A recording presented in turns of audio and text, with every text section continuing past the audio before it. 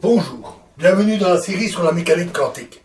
Donc nous allons voir maintenant les aspects expérimentaux liés aux substances magnétiques. Donc toute matière est décrite par une équation d'état, qu'elle soit solide, liquide ou gazeuse. Elle est décrite par une fonction d'état qui relie pression, température, densité et quantité de matière. De même, pour une substance magnétique, il y a une fonction d'état qui est à analyser expérimentalement et à justifier théoriquement, qui est décrite, donnée par le moment magnétique porté par les atomes, molécules, ions, est une fonction de la quantité de matière, de la température, de la pression et du champ magnétique ou de l'induction H ou B. L'aimantation est donnée par le moment magnétique divisé par le volume. Et l'induction, c'est la perméabilité du vide fois H, le champ magnétique, plus l'aimantation. Ça, c'est des choses que nous avions vues. Et c'est des choses que j'ai présentées dans la série sur la relativité, je ne les avais pas vues ici. Pardon. Donc l'induction est donnée par la perméabilité magnétique du vide, une constante, fois l'aimantation plus le champ magnétique. Dans les cas habituels, sauf à part des cas extrêmes, et dans les cas habituels en laboratoire, l'aimantation est faible et en général on considère que l'induction c'est mu0 fois H.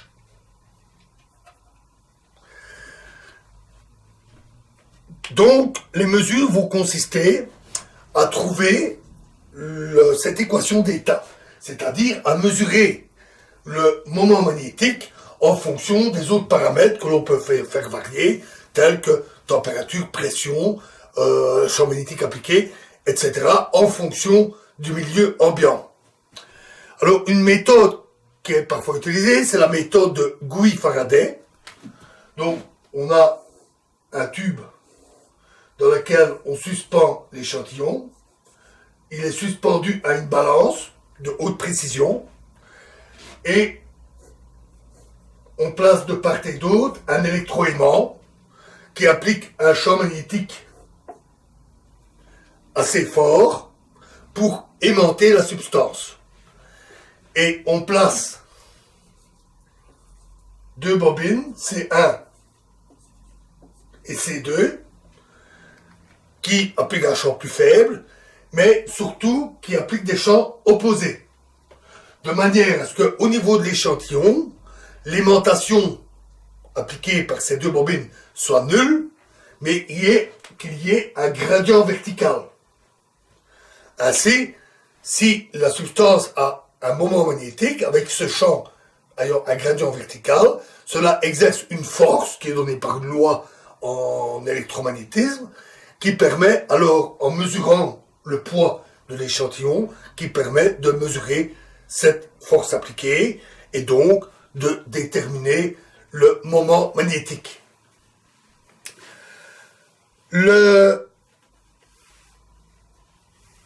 Cette méthode permet d'atteindre des mesures du moment magnétique jusqu'à 10-6 ampères mètre carré près. Le moment magnétique se mesure en ampères fois mètre carré. Donc jusqu'à 10-6 près environ. La méthode d'Eoner, qui est une amélioration, utilise un échantillon avec toujours un électroaimant qui est appliqué pour aimanter la substance, et on place deux petites bobines de part et d'autre de l'échantillon. Le dispositif ici fait osciller l'échantillon verticalement, de manière sinusoïdale. Et comme il se déplace entre les bobines, cela provoque une force électromagnétique dans les bobines, une induction électromagnétique, et on peut mesurer cette tension, par exemple, avec un galvanomètre de très haute précision, et mesurer également ainsi le moment magnétique. Les mesures avec cette méthode sont 10 fois meilleures, on obtient 10-7 ampères mètre carré. L'expérience montre que du moins tant qu'on a des champs magnétiques appliqués modérés, comme c'est généralement le cas en laboratoire, l'aimantation suit une loi de proportionnelle au champ magnétique appliqué.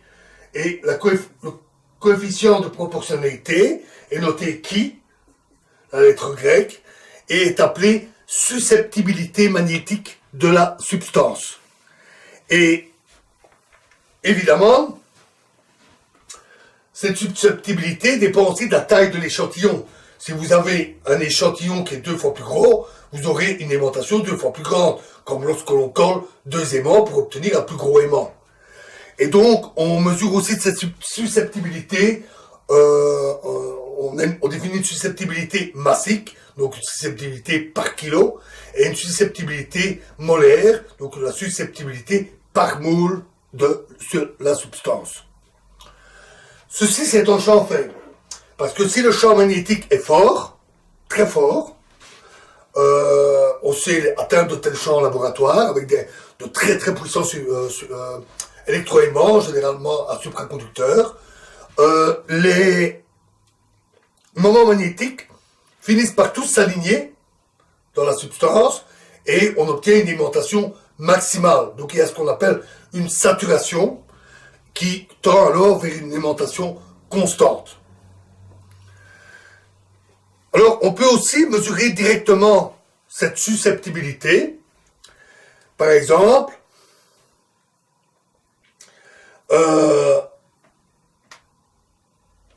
donc on utilise un dispositif constitué d'une bobine parcourue d'un courant alternatif, ce qui produit dans la bobine un champ magnétique alternatif. On place 2 petites bobines en série à l'intérieur, reliées à un instrument de précision, tel qu'un galvanomètre, et ces 2 petites bobines sont identiques, mais enroulées de manière opposée. Donc, le champ magnétique alternatif produit une induction dans ces bobines, mais comme elles sont opposées, le résultat est nul.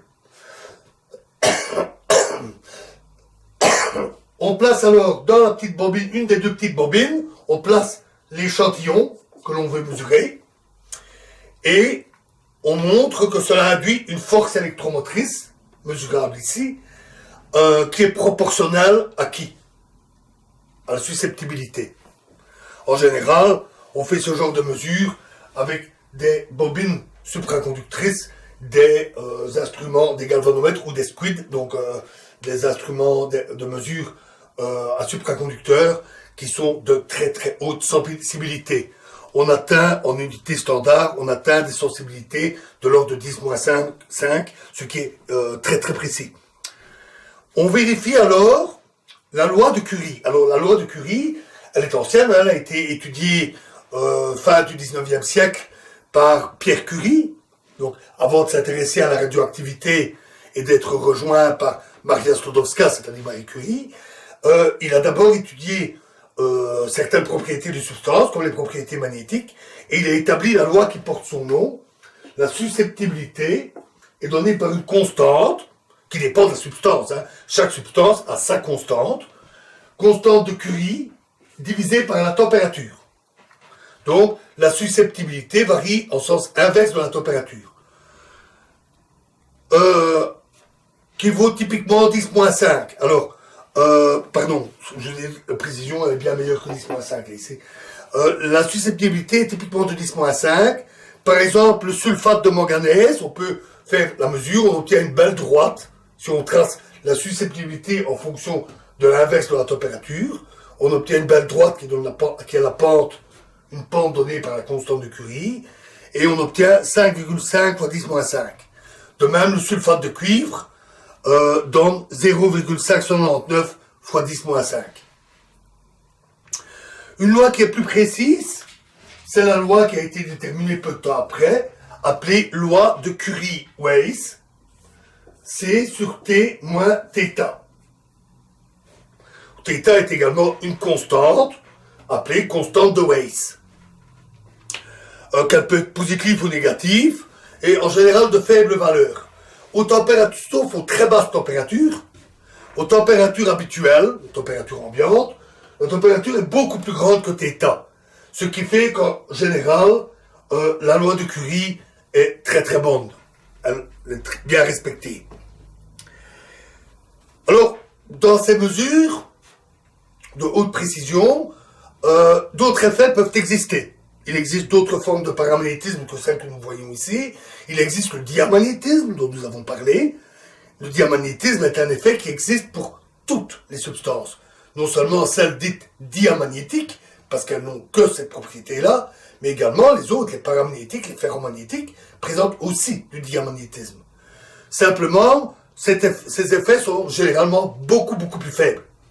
10 à 100 fois plus faibles que le paramagnétisme habituel.